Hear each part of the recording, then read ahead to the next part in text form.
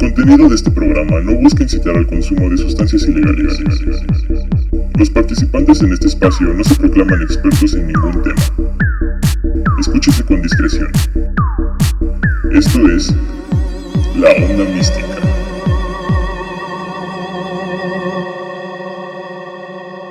Bienvenidos a La Onda Mística, su podcast privilegiado favorito, conducido como siempre por Alexis y Valeria. Hola Valeria, ¿cómo estás? Muy bien. Qué bueno. El día de hoy vamos a hablar de un tema muy misterioso que a los dos nos intriga bastante. Y no es por desprestigiar a leyendas legendarias, pero vamos a hablar de los asesinos en serie. Algo de lo que podamos hablar antes de comenzar a hablar en sí de los casos que traemos investigados. Pues sí, vamos a empezar por hablar un poquito sobre qué son los asesinos. Bueno, a qué le llamamos asesino serial, lo cual sería la diferencia con otros asesinos. Ok. Y se le llama al sujeto que mata personas en un tiempo muy corto, en un mes, y deja un lapso muy corto entre ellos. O sea, mata más de 3 personas en el lapso de un mes y deja muy poquito tiempo entre los tiempos. Ok. Y bueno, su modus operandi es que siempre suelen ser muy parecidos entre ellos. Es decir, las víctimas tienen las mismas características, hacen el mismo modus operandi de su actuar, de cómo esconden los cuerpos o cómo dejan los cuerpos, etc. Entonces por eso es que es un asesino en serie, porque aparte de que va matando, pues sí, en serie como maquinita, lo va haciendo de la misma manera. O como si fuera un artista, ¿no? Sacando obras, por así decirlo. Hablaremos de eso más adelante. Ok. ¿Qué más? ¿Qué más nos puedes contar? Bueno, esto lo que yo te hablaba sobre que casi siempre hacen como el mismo modus operandi, tiene que ver mucho también con el trauma que tienen o lo que los incita a empezar a asesinar. Casi siempre, o un común denominador en los asesinos, es que todos sufrieron abusos cuando eran menores. Ajá. Entonces, obviamente en la etapa de la infancia. Sí. ¿Qué me dices de aquellos que no se sabe su identidad? ¿Crees que sea lo mismo? ¿Igual sufrieron algún trauma? Probablemente. Probablemente hayan sufrido un hecho que detonó esto en su futuro. Porque también hay mujeres... O tuvieron una vida... También hay mujeres asesinas seriales. Claro, sí, esto no es de género. No, pero, o sea, comúnmente vemos que los asesinos asesinan o parejas o a mujeres. Pero es que en este caso en específico estamos hablando de asesinos seriales. Ajá. Agarran parejo. Hay algunos casos, como Ted Bundy, que él no tenía como... No es Ted Bundy. No me acuerdo cuál es su nombre ahorita, pero él mataba por pareja, o sea, ya fueran hombres, mujeres, niños, ancianos, y no había como un trasfondo como muy específico, sino era en sí que a él le gustaba la onda del dominar, y era dominar para quien fuera. Hay algunos que, lo que te iba a explicar con el tema de la infancia, los sucesos que tuvieron en su niñez, es que, por ejemplo, si es la madre la que abusó del niño o fue una mujer la que le hizo daño, va a empezar a reproducir y a desencadenar su odio y su ira hacia una mujer con un estereotipo específico, comúnmente muy parecido a su madre o a la mujer que lo hirió. Pero si acabas de decir que tienen como un target o un modus operandi de sus víctimas a las que eligen. Entonces, pues por eso digo que hay asesinos que sí terminan asesinando a puras mujeres, ¿no? Por ejemplo. Sí. Entonces, ¿qué pasa Pero también, como decías tú, también pueden ser mujeres, también pueden ser ancianos, asesinos seriales, como la etcétera. Matavijitas, ¿no? Ajá. Yo, también quiero hablar un poquito antes de la psicología de los asesinos. Ok. Traigo como esta comparación de lo que sufre, por ejemplo, un adicto a las drogas y un asesino. Por ejemplo, que son egocéntricos. Ok. O sea, un asesino en serie le da igual lo que sus acciones pueda provocar, pues en la vida de otras personas, ¿no? Así como un adicto le da igual, por ejemplo, que sus hijos no coman, que sus hijos no tengan comida, ropa o cualquier otra necesidad básica, ¿no? Sí. Entonces, esa es una. Son personas que tienen problemas con el egocentrismo, no se dan cuenta, no dimensionan lo que sus acciones llegan a hacer en la vida de los demás, o en lo que repercute. Ahí yo difiero un poco, porque hay muchos que más que egoístas pueden llegar a ser ególatras, es decir, que les gusta el saberse que son importantes o que tienen o que dejan una huella o que alguien sigue su, digamos, su no su trabajo, sino los actos que comete. De hecho, hay muchos casos en los asesinos en los que la gente se quiere involucrar, ¿no? Hasta, o sea, yo soy el asesino, casi, o sea, Ajá. como es el caso Pero, por ejemplo, Ajá. hay algunos asesinos que lo que hacen es, bueno, que son motivados a seguir asesinando por esta atención que reciben, tanto del público como de la policía y también de generar este pánico en digamos, si es un asesino en la sociedad, si es un asesino de mujeres, le gusta saber que la gente le tiene miedo, que le están prestando atención Sí. y este miedo que recibe de las demás mujeres que se están cuidando les gusta y les atrae. Entonces, no siempre suelen ser egoístas que no les importa, al contrario, saben el poder que tienen o que están teniendo en ese momento y eso los alimenta y los motiva a seguir asesinando. Sí, bueno, ese sí es otro punto, ajá, que difiere totalmente del egocentrismo, ¿no? Pero pues siguen siendo como mismas características, ¿no? O una característica más de cómo se comporta un asesino, ¿no? Sí. Otra cosa que descubrí es que siempre están buscando como el siguiente viaje o el siguiente subidón, por así decirlo, ¿no? O sea, un asesino siempre está buscando su próxima víctima y solamente vive para eso, así como un adicto siempre está buscando pues su próximo hit, ¿no? Por así decirlo.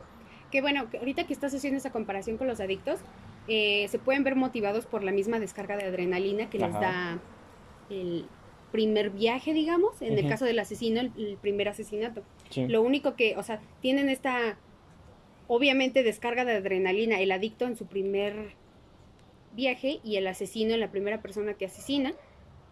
Y lo que van a hacer al seguir asesinando y seguir consumiendo sustancias es tratar de replicar la primera experiencia, cosa que obviamente nunca van a encontrar, pero se siguen en esta búsqueda de volver a sentir esa sensación. Lo que me lleva al siguiente punto, que es el ciclo de la adicción. Ajá. Así como dices, por ejemplo, Ted Bundy se sabe que cuando no podía satisfacer sus ganas de asesinar a alguien, al revés, recurría a sustancias.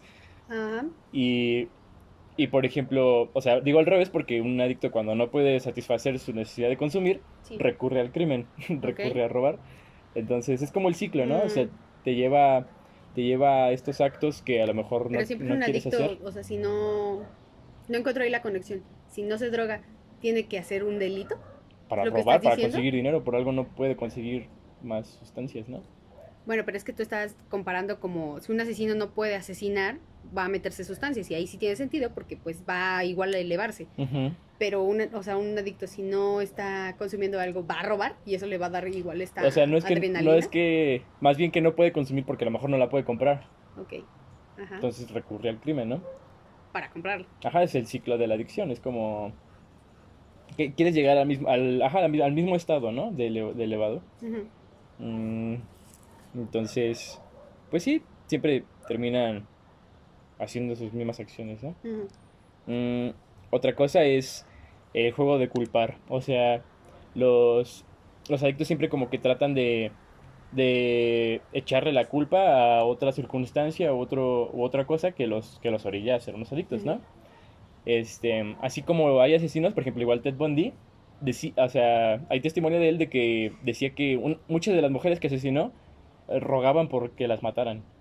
O sea, como culpando a la víctima, ¿no? Así como ella quería que... También lo que decía era que ellas decían que sí, ¿no? Que ellas estaban ahí puestas, o sea, que era como el destino, que era totalmente su culpa, sí, como quitándose la culpa. Sí. Igual con un adicto, ¿no? O sea, está chistoso la página que me encontré que hace esta...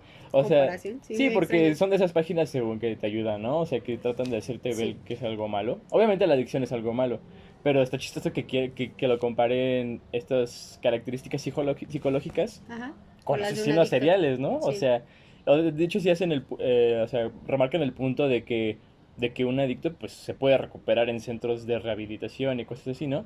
A diferencia que un asesino en serie, pues es muy poco probable que se recupere, ¿no? Entonces, sí, obviamente no, es un punto de comparación pues que no tiene mucho que ver, pero quizá algunas características psicológicas, más bien el punto de comparación es la adicción, ¿no? Estos sujetos son adictos a asesinar. Es lo que los mantiene como vivos. Okay. Entonces, más bien es eso, el punto de comparación es la adicción. Ajá. Bueno, antes de seguir con los demás temas, quería mencionarte ahorita hablando sobre, pues, que un suceso puede detonar esto en una persona, el que se convierta en un asesino. Yo encontré tres señales que puedes encontrar en un infante que te pueden dar como un indicio de que de adulto puede convertirse en un asesino serial. Okay. Bueno, no en un asesino serial específicamente, pero sí en un asesino. Okay. Uno de ellos es la piromanía, la crueldad hacia los animales, claro, y la enuresis, que es la incontinencia urinaria, es decir, que se orinan. ¿Por qué eso tendría?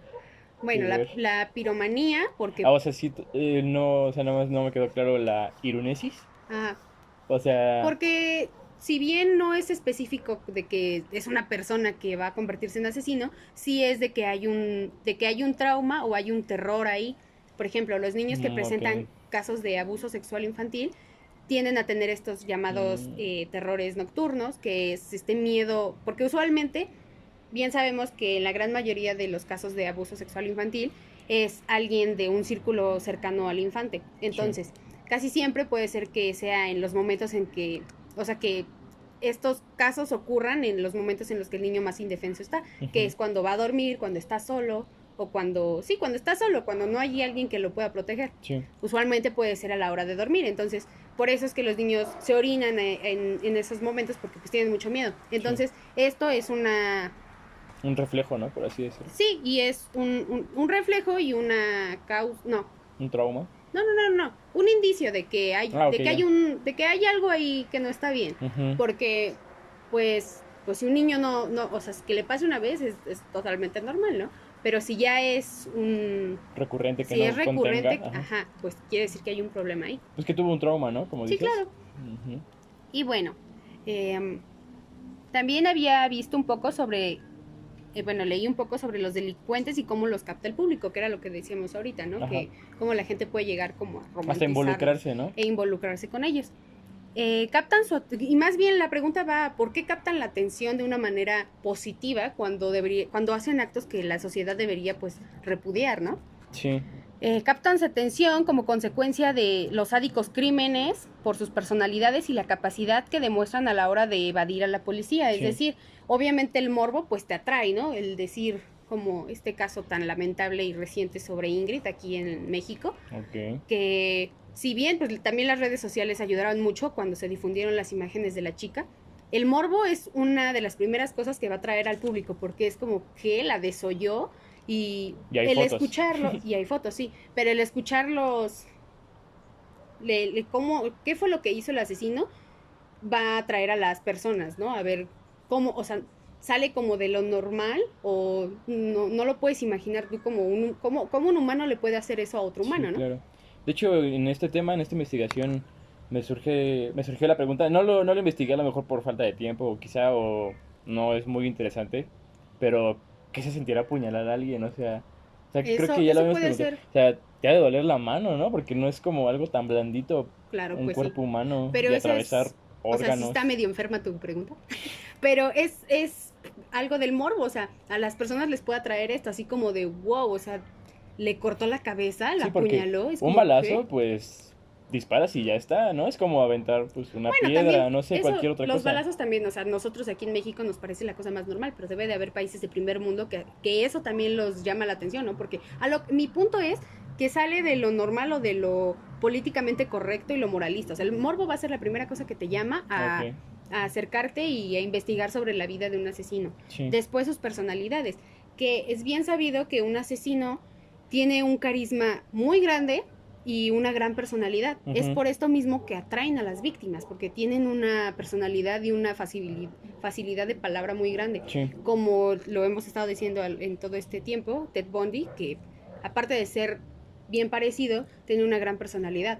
Que eso ayudó mucho a que muchas de sus víctimas se subieran solas a su auto, porque era una persona realmente carismática. Y es como un común denominador igual en los asesinos. Sí. Y luego también esta onda de que evaden a la policía, pues sí te hace pensar, los hace llegar de alguna manera a un pedestal de rockstar. Es como, wow, ese men, como después de todo lo que hizo, aún así no lo encuentran. Sí, Eso pues, también atrae. demuestran una audacia, ¿no? Una Ajá, inteligencia superior a incluso a pues, la policía, ¿no? ujú. Y pues hasta su modus operandi se vuelve como algo interesante, ¿no? Por Ujú. ejemplo, el asesino del Zodíaco que utilizaba máscaras, utilizaba Sí, claro, su claro. símbolo, utilizaba criptología. Eso es Ujú. pues muy interesante, ¿no? Sí, De cómo claro. esta persona Y es lo ideaba que, todo esto. y es lo que los lleva a convertirse en figuras mediáticas y llamando la atención y creando inspiración para hacer libros, películas, series, Ujú. etcétera, y todo lo que se hace alrededor de, pues, de las vidas de estas Se personas. vuelven personajes. Que también es bastante. Hay que hablar también sobre cómo los medios de comunicación pues llegan logran esto, ¿no? Por ejemplo, con lo del asesino del Zodíaco, pues la prensa estuvo muy involucrada en enaltecer tanto al personaje, ¿no? Que Sí. fue el asesino del Zodíaco. Y así en diferentes historias que fueron los medios de comunicación los que también ayudaron a impulsar a estos personajes Ujú. para que sean vistos, como te decía, de una manera positiva y como algo que admirar de alguna manera. Sí, sí, sí. Pero bueno, ahorita que me estás hablando, bueno, que ya hablamos sobre un poquito de todo esto, la introducción, ¿qué casos trae esto? Pues en sí solo traigo uno. Uh-huh. Como decía, lo de leyendas legendarias, es uno del que no se ha hablado, aunque supongo que es como el caso icónico de asesinos seriales, es Jack el Destripador. Ok. ¿Te comienzo a contar? Uh-huh. Te escucho. Pues estos crímenes sucedieron, no se tiene certidumbre, porque en sí todo el caso es un misterio, no se sabe demasiadas cosas. Obviamente no se sabe quién es Jack el Destripador, principalmente, ¿no? Sí. Pero Sí, también no casi se sí. sabe cuándo comenzó, por ejemplo, o cuándo terminó incluso. Uh-huh. Mm, toma lugar más o menos, o sea, dura 2 o 3 meses nada más como ¿cómo diríamos? Su racha de asesinatos, ¿no? Uh-huh. En el El año de tiempo en el que estuvo operando. 1888, ¿no? También supongo que fue de los primeros casos, ¿no? De asesinos en serie, por así decirlo, Uh-huh. en el mundo. Esto obviamente sucede en Inglaterra Sí. y en un lugar que se llama Whitechapel. Ajá. Que de hecho así comienza, los asesinatos de Whitechapel, no los asesinatos O sea, en de un principio Jack así el se le conoce. Destripador. Sí, porque como te voy a contar, primero sucedieron como otros asesinatos que no se relacionan directamente con Jack el Destripador, por lo mismo que no se sabe si él tuvo que ver en esto. Ok. Comenzamos en abril de 1888 con Emma Smith, que fue atacada por un grupo de jóvenes. Aunque Emma sobrevivió al ataque, murió por las heridas que le provocaron, ¿no? Y como resultado, pues ella es el primer nombre que aparece en esos archivos policíacos de asesinatos que sucedieron en este lugar, en Whitechapel. Aunque se cree que sí, no fue víctima de Jack el Destripador. Como te digo, fueron varios chicos, varios Uh-huh. jóvenes.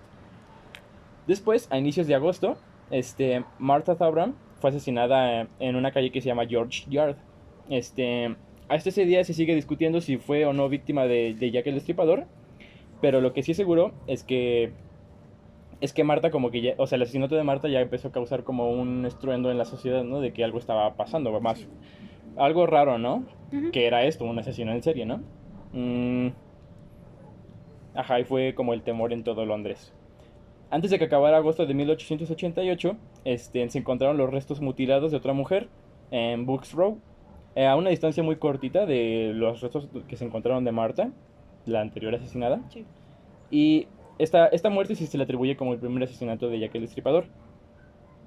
Esta chica, Mary Nichols, se encontró a las 3:40 de la mañana en agosto 31 de 1888. Lo que se me hace bien raro es que todos estos asesinatos se encontraron 3:40, 1:40 de la mañana. Y, o sea, obviamente nunca he ido a Londres, pero no sé si toda la gente ahí es como 5:40 de la mañana, vamos a caminar a la calle. Pues, Aquí obviamente no es nada común, ¿no? Aquí... uh-huh. Pero también tiene que ver los horarios, ¿no? A lo mejor ella es Bueno, a ya esa eran hora otros la tiempos, que... obviamente, es el Sí, siglo claro. pasado, pero Los sí. horarios también.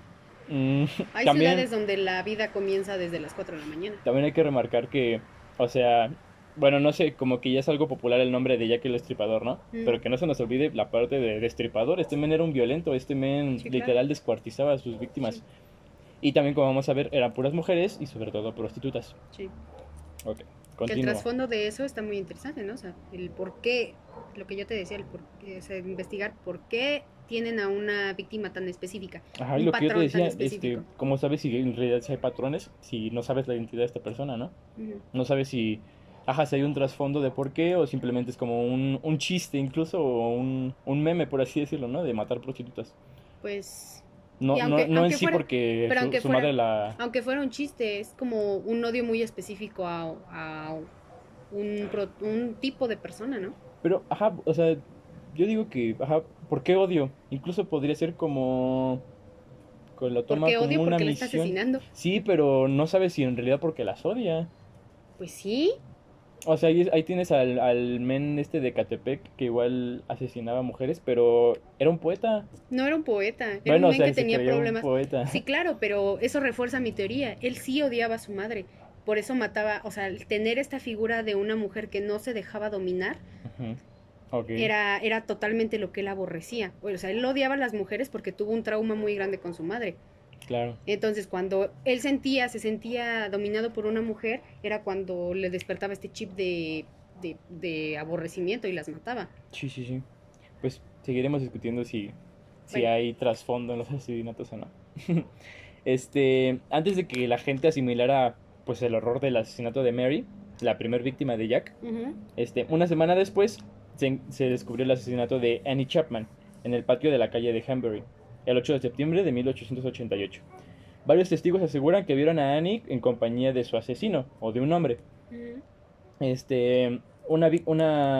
una víctima, un testigo de esto es Elizabeth Long, quien vio a un hombre y una mujer platicando en la calle de enfrente donde se encontró el cuerpo asesinado a las 5:30 de la mañana, como te digo. Sí. Este, Aunque la señorita Long no vio el rostro del hombre, sí lo escuchó hablar y dice Ujú, que tenía un acento como extranjero, ujú. no sonaba de Londres.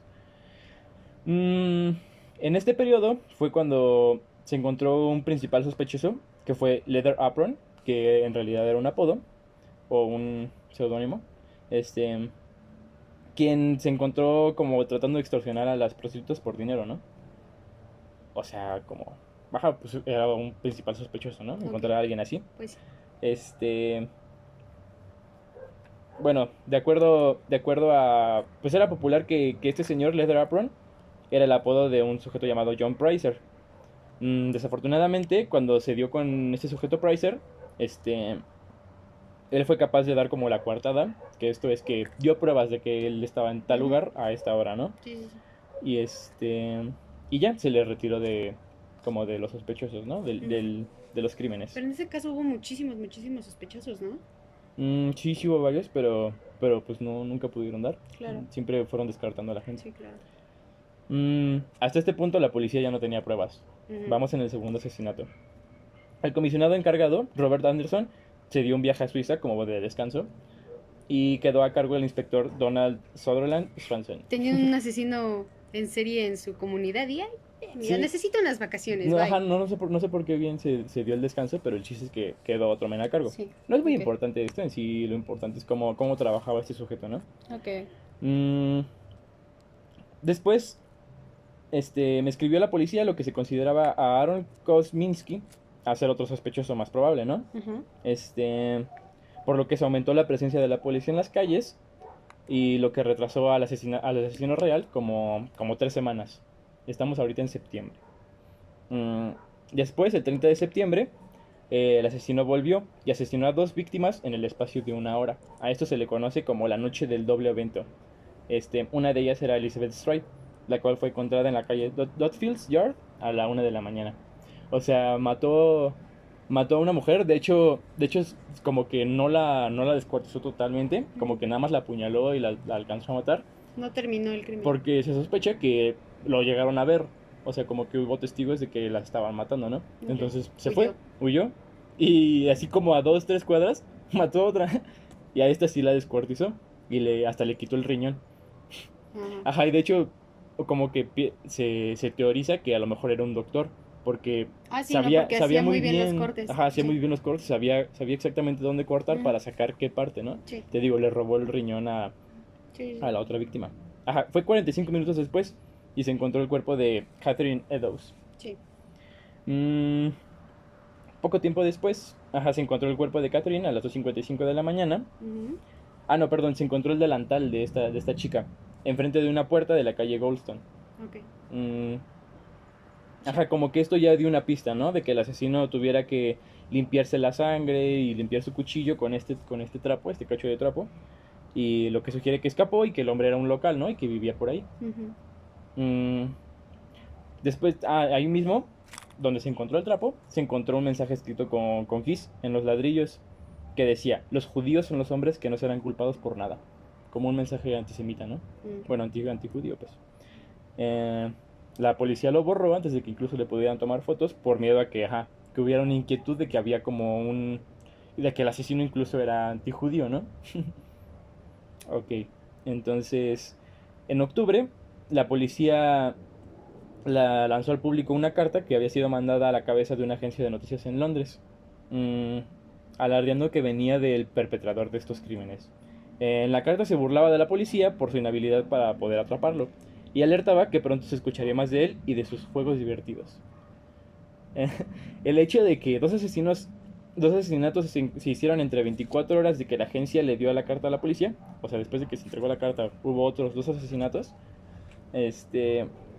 significaba que la policía debe tomarse esto con seriedad, ¿no?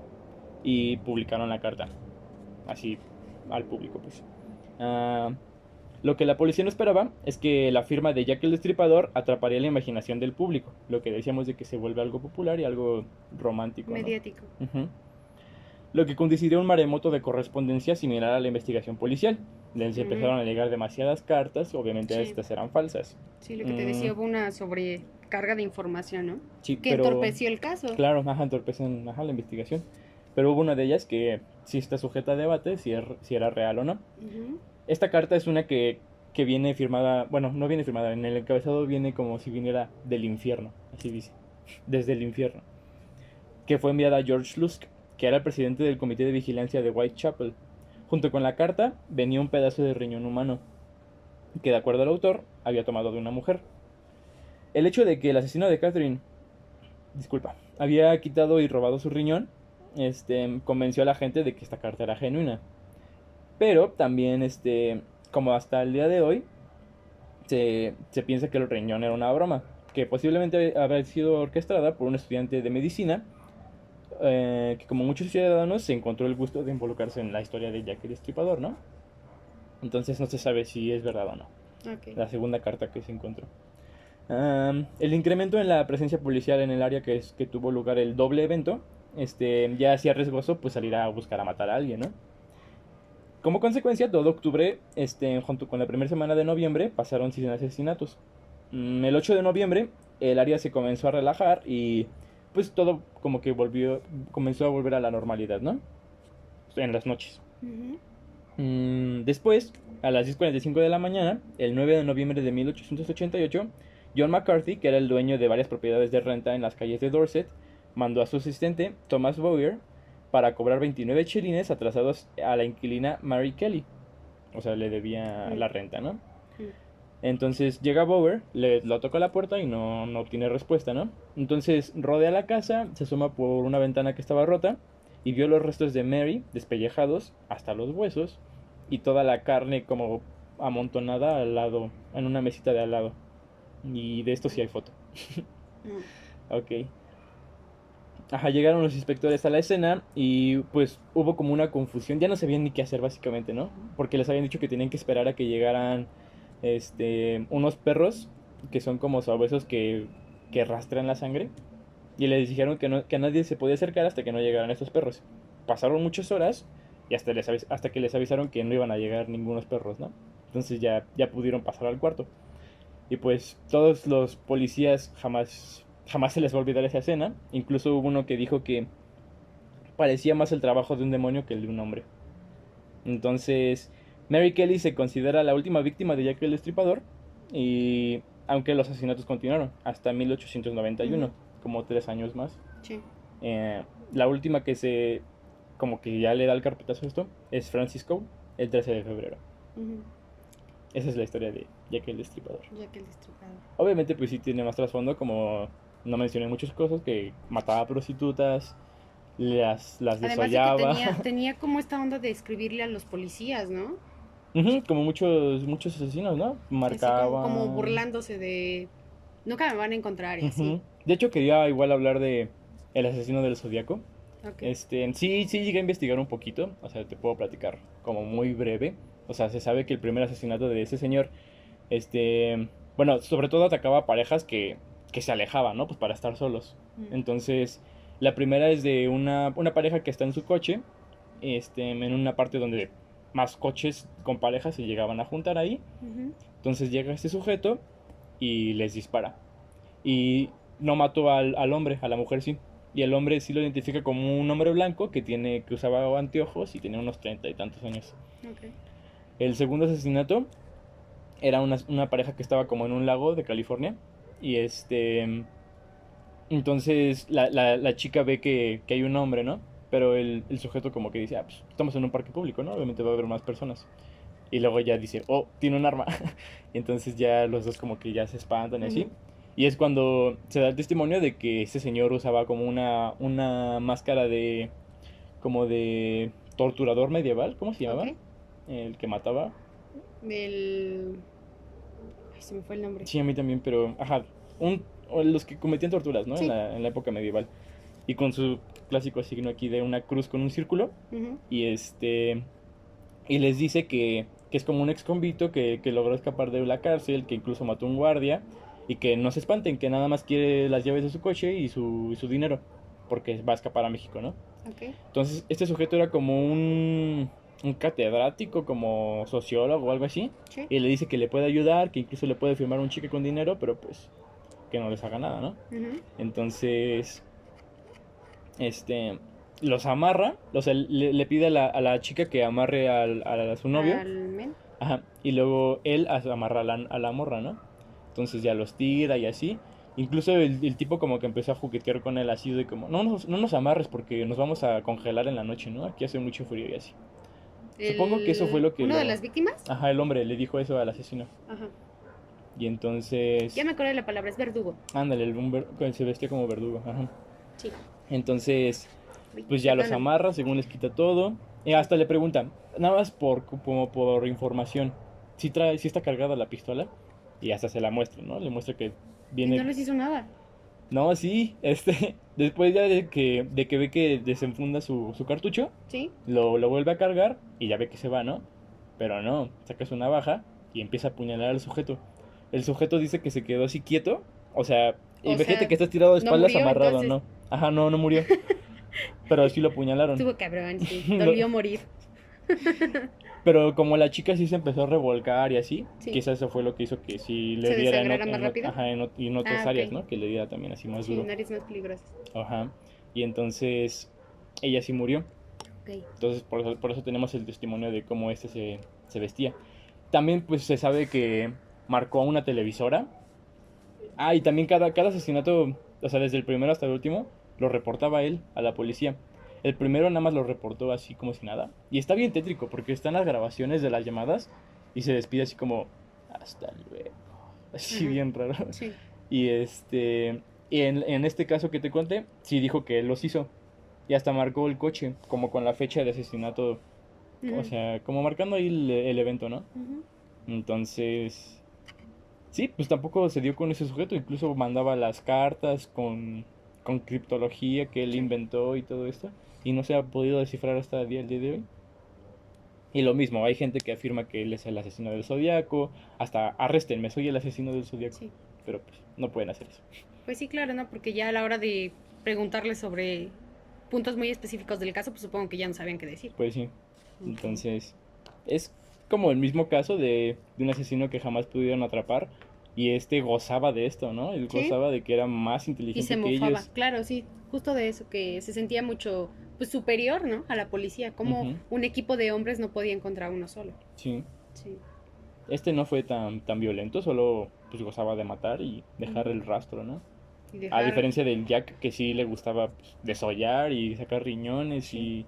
y dejar pues escenas Pero terribles los dos son como muy yin y yang, ¿no? O sea, uno gozaba del anonimato y al otro o sea, es decir, no dejaba pistas ni nada para que Ujú. lo encontraran, y el otro en cambio sí era como de, ándele, le estoy poniendo todo y ni así me encuentran, ¿no? O sea, Sí. eso le gustaba.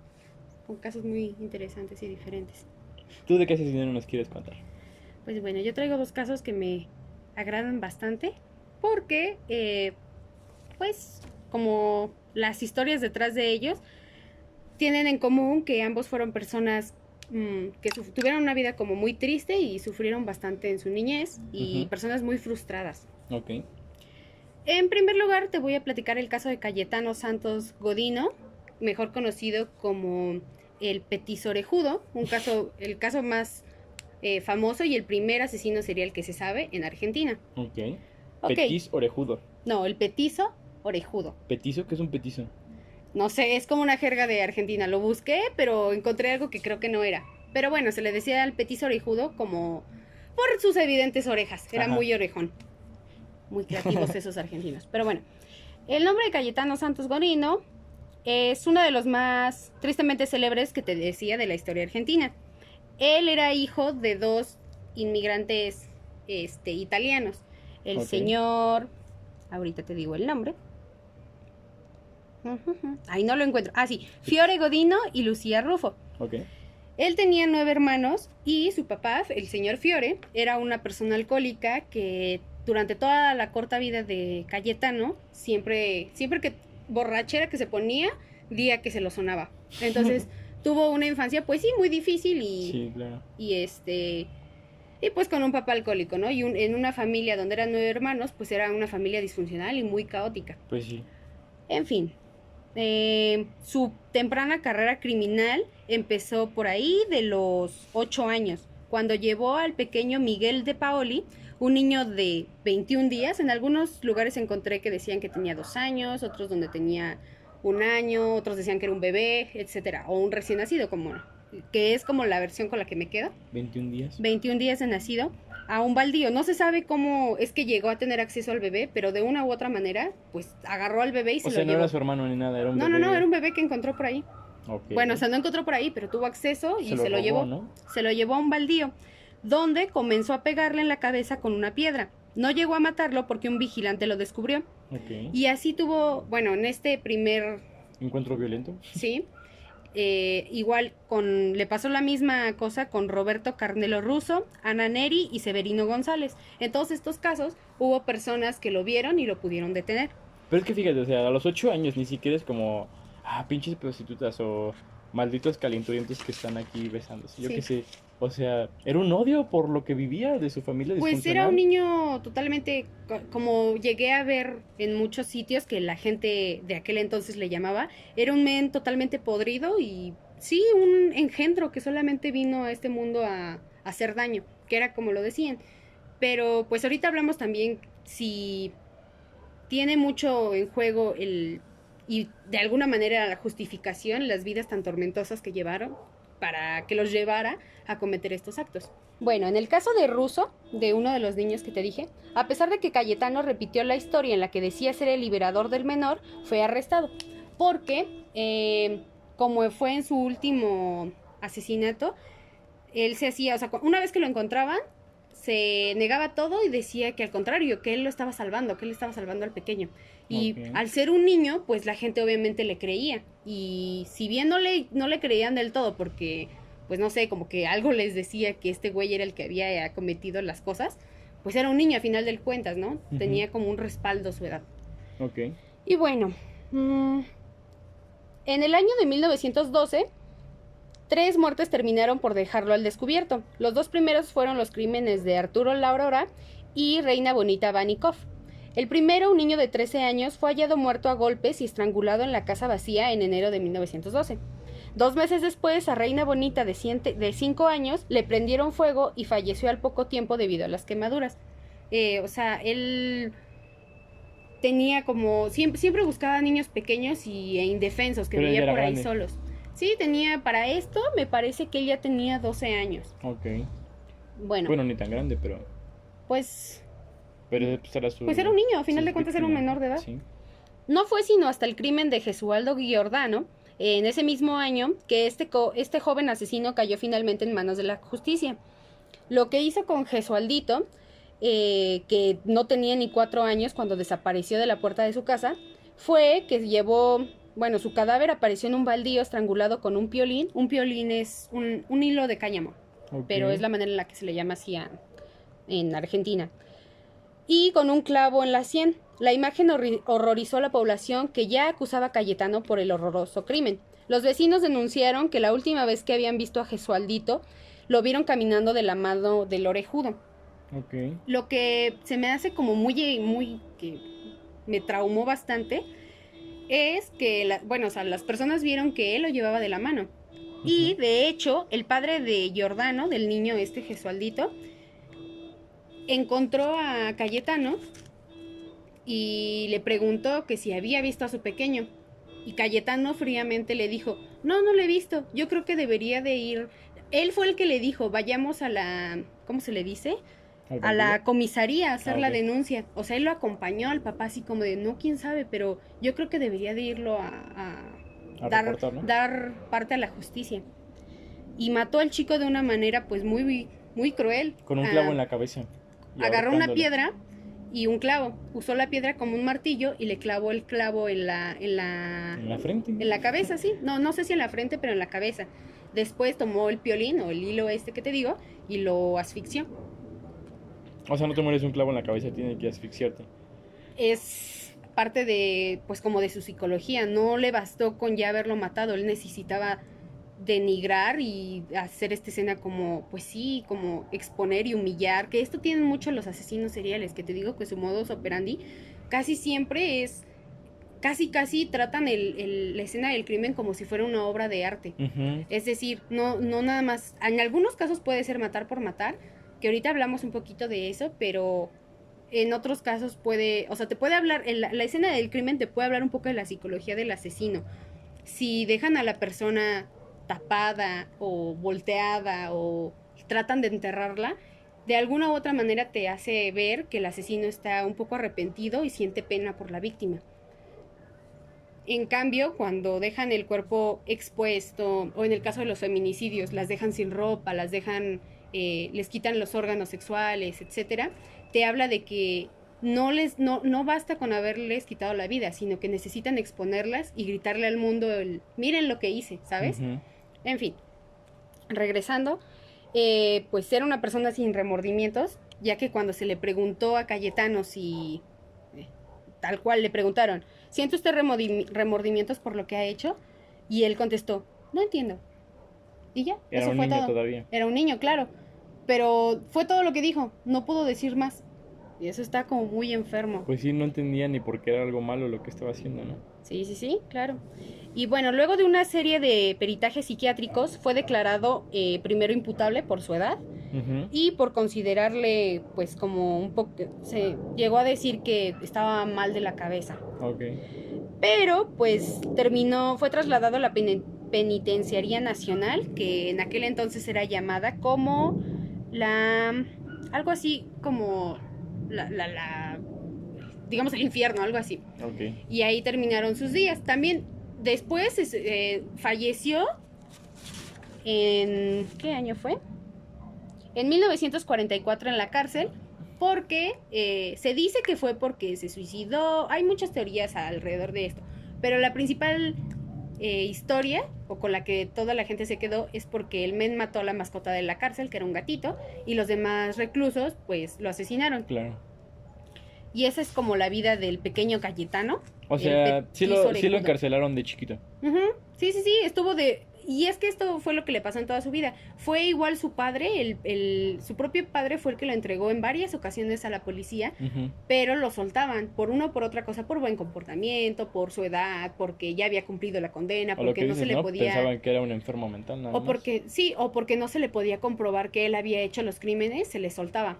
Y en una ocasión fue mandado a la detención, ¿cómo se le llama esto? Sí, a donde mandan a los jóvenes, que no es propiamente una cárcel. Lo que hizo en sí es simplemente como graduarlo de delincuente, o sea, solamente fue a aprender más cosas y así.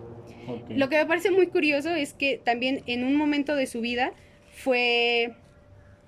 lo operaron pasó por una cirugía estética para que le reducieran el tamaño de las orejas, porque las personas creían que las orejas era lo que concentraba su malicia, ¿sabes? O sea, atribuían su locura, su maldad a sus orejas. Sí, y bueno.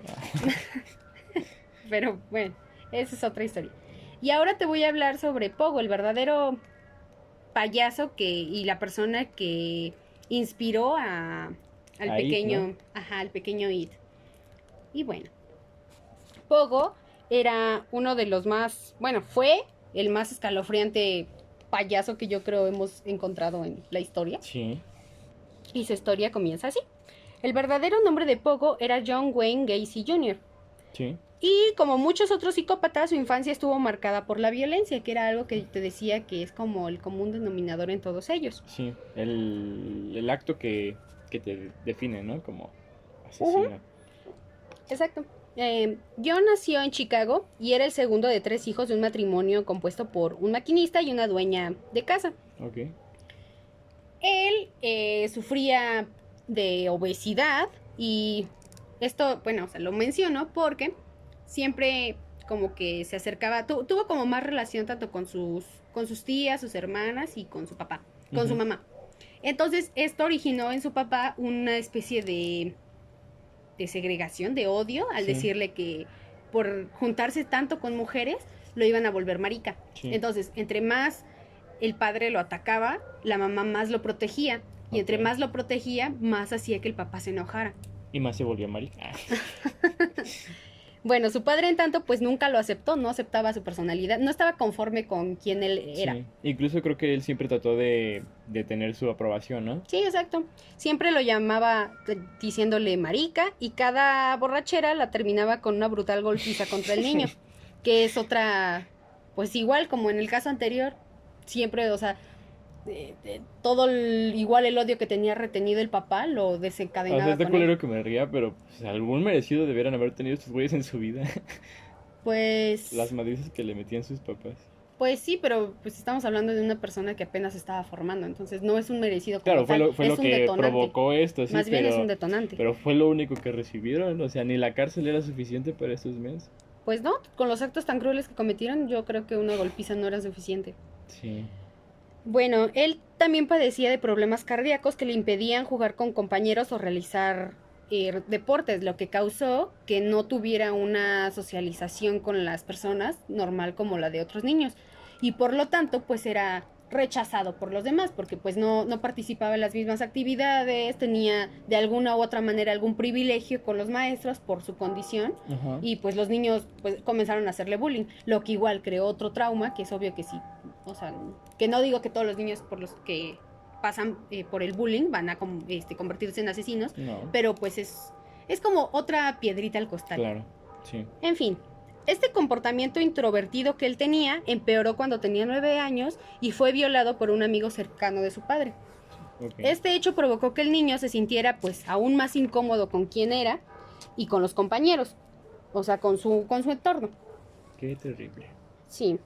Y bueno, a los 20 años, ya nos vamos a ir mucho más adelante de su vida, sí. Y tras un breve paso por el Partido Demócrata, se fue a Las Vegas, donde trabajó en una funeraria por 3 meses.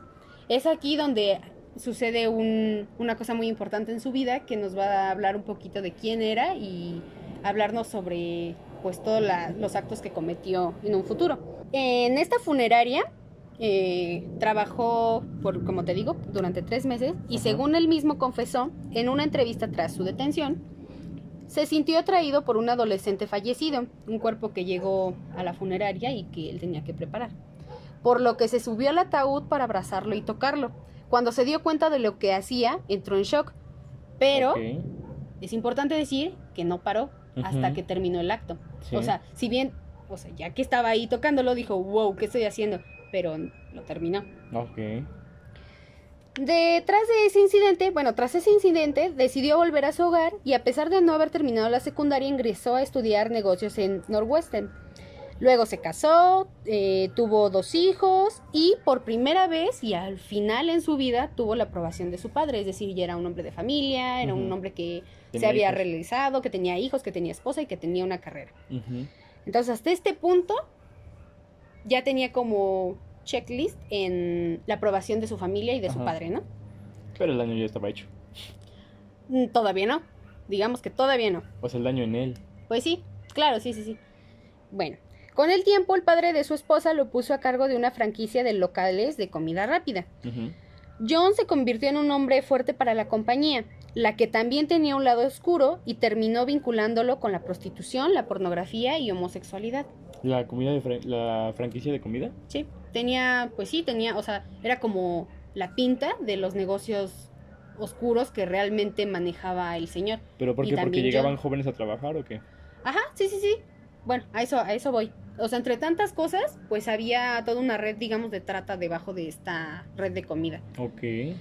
Usando su poder como jefe del negocio de su suegro y como líder de otra organización, solía invitar a adolescentes que trabajaban con él a su casa, que era lo que me mencionabas, ¿no?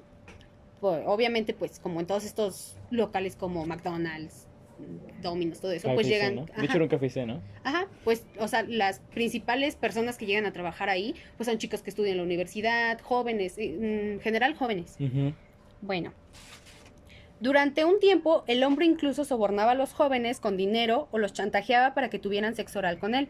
Ok. Fue uno de ellos que le contó lo sucedido a su padre y, o sea, se lo propuso, el chico se negó y le dijo a su papá. Uh-huh. El papá fue a la policía y lo denunció, pero no pasó nada. Simplemente fue como... Por lo mismo de que todo esto que te estoy mencionando es porque él ya tenía como una... ¿Cómo se le llama? Una influencia, ¿no? En el poder. Una... No. Una reputación en la comunidad. O sea, era como... No creo. O sea. Ok, sí. Nadie creía que un hombre tan bueno podría llegar a ser algo así. Sí. Te digo, o sea, su familia ya lo tenía como en un pedestal, al igual que la comunidad. Sí. Tras esa primera denuncia aparecieron varias más y finalmente fue encontrado culpable por abuso sexual a menores en 1968 y sentenciado a 10 años, pero solamente cumplió de estos 18, de estos 10 años solamente cumplió 16 meses por buena conducta. Uh-huh. Y bueno, rehizo su vida porque la esposa que tenía se divorció de él, etcétera, pero él se volvió a casar. Uh-huh. Entonces, se volvió a casar y luego, se Sí. convirtió en el dueño de una empresa de construcción. Sí. Entonces, te digo, en pocas palabras, rehizo su vida. Sí. Wayne se convirtió en un vecino modelo de Norwood Park, donde cooperaba en todo lo que necesitaba la comunidad. Incluso participaba igual en como una iglesia, ¿no? Ujú, sí, Por eso es también es aquí donde se junta y con otras personas que se hacían llamar los Jolly Jokers, quienes Ok. vestidos de payaso reunían fondos para diferentes necesidades y visitaban hogares de niños y hospitales, que creo que es a raíz de esta iglesia, Ujú. lo que me decías. ¿Y todavía continuará esos payasos? Probablemente, pues todavía, ¿no? Bueno. Todavía hay payasos que van hacia los hospitales Sí, y sí, todo sí. eso. Muy O sea, probablemente. sí hay sí. grupos así de ayuda de gente Sí, sí, grande, sí. mayor, que nada más, pues voluntarios, ¿no? Pero Voluntarios, sí. después en de este general. caso es como, Qué miedo. ajá, Sí. si yo fuera fundador, yo no continuaría, o sea, ya queda marcado, ¿no? sí, ya quién quisiera participar en algo así. Pero Sí. bueno, continúa. Bueno, John optó por el nombre de Pogo e incluso aprendió a maquillarse y pues su estilo era bastante peculiar, ¿no? Sobre todo su sonrisa. Y pues Sí daba a miedo, mi ¿no? punto O sea, de vista daba bastante miedo, o sea, yo no lo contrataría. es que pero hay bueno. como diferentes marcas así en el maquillaje que pues hacen que des miedo, ¿no? O sea, porque Sí, sí. algún payaso normal pues no te tiene por qué dar miedo, ¿no? Exacto. Pero pues no sé, a lo mejor Sí, sus tenía- mejillas, Es que tenía una estética muy tenebrosa, o sea, sus yo colores. si fuera mamá, porque ya después ya no nada más iba como a eventos de caridad, sino también para fiestas escolares, Hacía fiestas, ¿no? fiestas privadas y así, pues lo contrataban. Yo quiero pensar que era por esto mismo que ya sabían quién era como de, sí, trae a Pogo. O sea, empezó a tener como una fama Ujú. entre sus conocidos, porque pues, cualquier persona fuera de sí, no creo que lo contrataría por su estética tan tenebrosa. Que bueno, estamos hablando de los años 70, que Sí, en realidad, o sea, las botargas, todo era como muy tenebroso. sí, Pero en fin, claro. según su versión, 2 años después, exactamente en 1972, John cometió su primer asesinato. Todo comenzó cuando decidió llevar a un joven que hacía esto de stop con su dedito. Bueno, lo Sí. que aquí llamamos pedir ray. Pedir el rey. Ajá. En la carretera lo invitó a pasar la noche a su casa para que la mañana siguiente pudiera tomar el tren. Al despertar, John, o sea, se despertó, vio cómo el joven estaba parado al lado de su cama con un cuchillo. Rápidamente se levantó y peleó con él hasta que logró apuñalarlo con la misma arma. Es decir, según esto, él despertó a mitad de la noche, vio al chico con el cuchillo y empezaron a forcejear y Sí. en defensa propia, John lo mató. él salió ganando, digamos, ¿no? Sí. Cuando bajó a la cocina se dio cuenta que el joven solo estaba preparando el desayuno y que no quería herirlo. Te digo, obviamente esto suena como muy absurdo, Sí, pero todo esto según falso. como la versión de él, así como de, no, yo no lo maté, o sea, así pasaron las cosas. Sí, como en defensa propia, ¿no? Sí, sí. Pero, pues... Ese Primero día, preguntas, ¿no? ¿Qué haces con ese cuchillo? claro, sí, o sea, no creo que, según si era tan buen hombre, o sea, ¿por qué tu primer índice es de, me quiere matar? Según él, se justificó por la idea de que pues no lo conocía, pero en primer lugar, ¿por qué meterías a un desconocido a tu casa? En tu auto y lo llevarías hasta tu casa, ¿no? Pero creo que Y igual mantuvieron relaciones. es que este es su primer asesinato oficial. Esto es lo que te acabo de relatar, es lo que él dijo. Ujú. Nunca en ningún momento dijo que se había acostado con él, porque pues sí, no. hasta el final, cuando lo detuvieron, nunca aceptó su homosexualidad. Entonces, ni tampoco daba explicaciones de por qué solamente asesinaba a chicos jóvenes, Ujú. o sea, sí, a hombres jóvenes.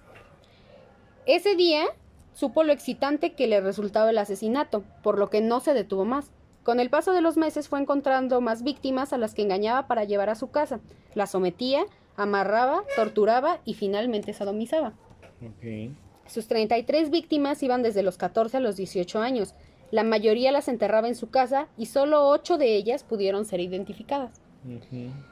Y bueno, durante 6 años nadie sospechó del hombre, pero en 1978 la desaparición de un adolescente de 15 años despertó las alarmas entre las autoridades.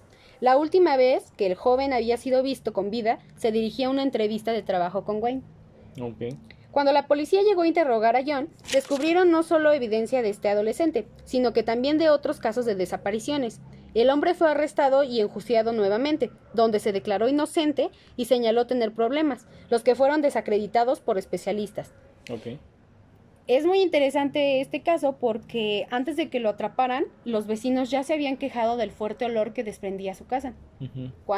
Porque donde los enterraba era a todos en el sótano y en otras partes, en las paredes y así. Pero pues obviamente un cuerpo en descomposición, por más cal que le pongas, en Pues algún sí. momento, si no fue preparado, pues va a oler. Y Claro. estamos hablando de, oficialmente se encontraron 33 cuerpos, pero se cree que hubo muchos más, o sea, no se sabe el número de muertos exactos que tenía. Entonces las personas, te digo, o sea, tenía esta reputación tan buena y todo era como de, no, el señor Wayne es muy lindo y todo, pero cómo apesta su casa. Entonces la gente empezó a quejarse con la policía de, hey, o sea, que haga algo. No iban las quejas dirigidas a, hay algo extraño en esa casa, sino era como, o sea, tienen que investigarlo porque no ha acomodado, no ha reparado sus tuberías, o sea, Sí. ya esto ya es algo que ya no podemos Sí, soportar pues si en es la tu comunidad. vecino y huele Sí, feo, pues... porque esto era lo que él decía, que eran las tuberías, que no las había acomodado, que tenía un problema de humedad y en las tuberías. Ok. Y también, te digo, cuando lo atraparon, siempre se declaró inocente hasta el final, que fue, bueno, ahorita te voy a relatar cómo terminó. Ujú. Siempre dijo que él era inocente, que él nunca abusó de los chicos, que él no era homosexual, pero su segunda esposa sí declaró que en algún momento él le dijo que era bisexual. Y Ok. poco a poco ella se fue alejando porque empezó a encontrar que el tipo un día de la noche a la mañana le dijo que ya no quería mantener más relaciones sexuales con ella y ella empezó a encontrarle pornografía gay, pues sí, muchas cosas que pues la espantaron y fue Ujú. por lo que ella empezó a alejarse. Ok. Finalmente fue condenado a 22 cadenas perpetuas y 12 penas de muerte. Falleció en mayo de 1994 a causa de la inyección letal Ujú. y dijo, matarme no hará regresar a ninguna de las víctimas. El Estado me está asesinando. Bésenme el culo. Nunca sabrán dónde están los otros, que era lo que yo te decía, que había muchos más de los que se Sí. encontraron.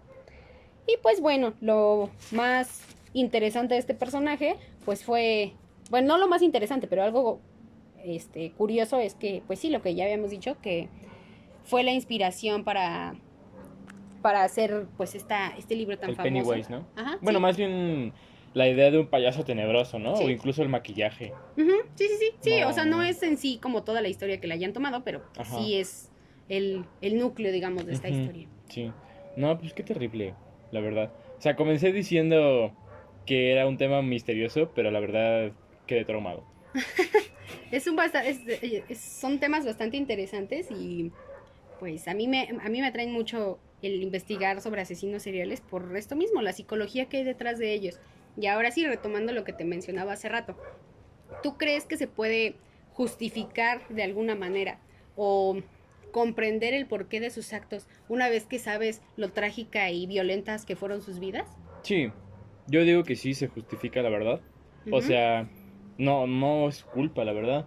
Mm, Sino que, pues sí, fueron personas que sufrieron y por las circunstancias en las que vivieron, por su contexto, dirías. claro. O Pues sea, no creo yo, que nadie nazca asesino. siendo malo. Pues Ujú, sí, sí. Yo difiero mucho, porque, pues sí, obviamente, no, o sea, fueron víctimas de su entorno y de su contexto, pero, a final de cuentas, estos dos apelaron a que estaban enfermos mentalmente, ujú, pero no no, estaban enfermos, eran conscientes. Y que, sí, bueno, ¿qué diferencia de gravedad entre un caso de que lo haya cometido un enfermo a que lo haya cometido una persona que está totalmente bien de sus facultades? Es el hecho de que eres consciente de lo que estás haciendo. Una persona enferma no sabe que está haciendo algo malo. sí, Y tú como persona consciente sabes que estás haciendo algo malo y que tienes que pagar por ello. que Y son, ajá, son tiene personas, consecuencias. ajá, sí, sí, sí, sí. Entonces, mm, o sea, podríamos decir, sufrieron mucho, pero pues hay otros, digamos, otras historias de vida que también han sido pues muy tristes y, Sí, perdón, muy violentas, pero al final del día deciden cambiar su vida y sus futuras generaciones, no replicando estos comportamientos dañinos y violentos. Entonces sí, yo creo que por mucho que haya sufrido, si bien pues sí, o sea, nos habla de pues lo podrida que está nuestra sociedad y triste lo que puede llegar a ser la sociedad con un niño, como en el caso de John Wayne, que o sea, que fue un niño que pues a final del día era un chico no aceptado por su familia, o sea, más bien, como reflexión nos podría quedar lo que puede dañar el ser ignorante, porque su padre era una persona totalmente ignorante que, o sea, ¿por qué lo maltrataba tanto? ¿Porque era marica? ¿Porque era ujú, simplemente una persona, pues, introvertida, una persona sensible? O sea, ese fue su sí, mayor error en la vida, haber sido así.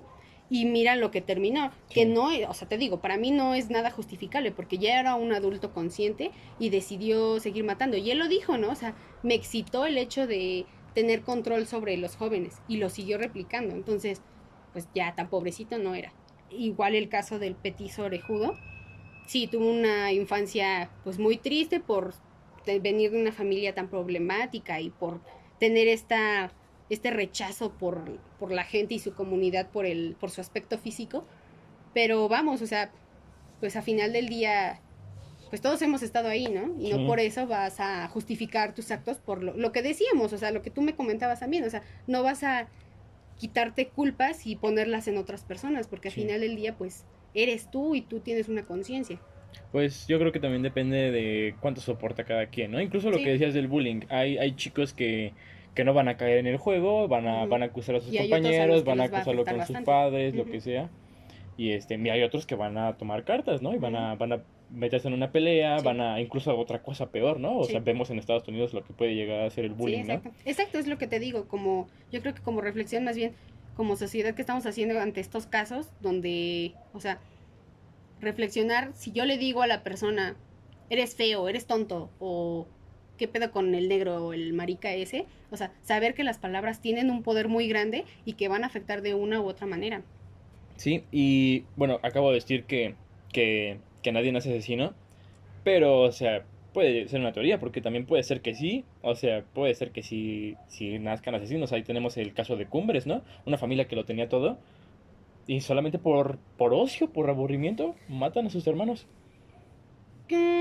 Pues no creo que hayan, o sea, que sea ocio, más bien ahí la historia del asesino de Cumbres con Peñacos, que personalmente creo que sí fue Erika Peñacos el cerebro de de todo lo que pasó ahí.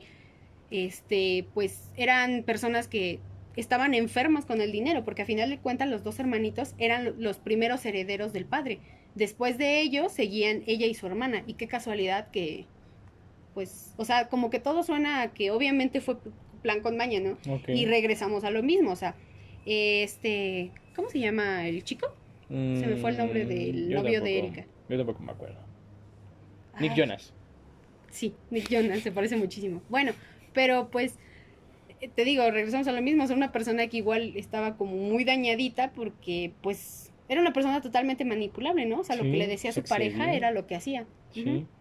pues, pero ajá, ahí donde está el trauma, ahí donde está la situación difícil. Pues, bueno, sí, sí, sí, O más entiendo lo que bien dices, fue ¿no? una novela, Eran personas que sí, no, de o sea, familias, digamos, solamente, normales, ¿no? ahí sí solamente porque nacieron así, pues resultó en un asesinato, ¿no? Ujú. En dos, ¿no? ¿Fueron dos hermanos? Sí, a la niña y al niño. Sí, O sí, sí. sea, entonces es una teoría, a lo mejor, si de verdad... Pero es que es como un dilema, ¿no? ¿Nacemos malos y la sociedad nos vuelve buenos? ¿O nacemos buenos y la sociedad nos vuelve malos? Pues sí, bueno, yo me quedaría con el hecho de que somos víctimas de nuestro entorno, ¿no? O sea, también. Por eso la sociedad nos vuelve buenos o malos. O sea, Ujú. nos rige al buen camino o nos corrompe. Ok, sí. Entonces, creo que nunca lo sabremos. No, pues cada persona es distinta, ¿no? Te Sí, digo, cada hay que, persona hay que ver aguanta. las historias de todos, ¿no? Porque también hay muchos casos, pues sobre todo, por ejemplo, aquí en México, que se viven situaciones precarias y los niños salen adelante. Sí, claro. Y los niños no se dejan llevar por la Ujú. situación Sí, sí, sí. económica, familiar, lo que sea Ujú. que estén viviendo. Sí. Ellos luchan. Entonces, pues, Diferentes casos. sí. Pero bueno, estuvo muy interesante, la verdad. Te digo, muy traumático, sobre todo lo del orejón. Sí, Pero vamos a dejarlo por aquí ahora. sí, vi. Me Nosotros parece. fuimos La Onda Mística. Muchas gracias por habernos escuchado. Y esperemos les esté gustando este material. Y síganos en nuestras redes sociales. Gracias. Nos vemos la próxima semana. Adiós.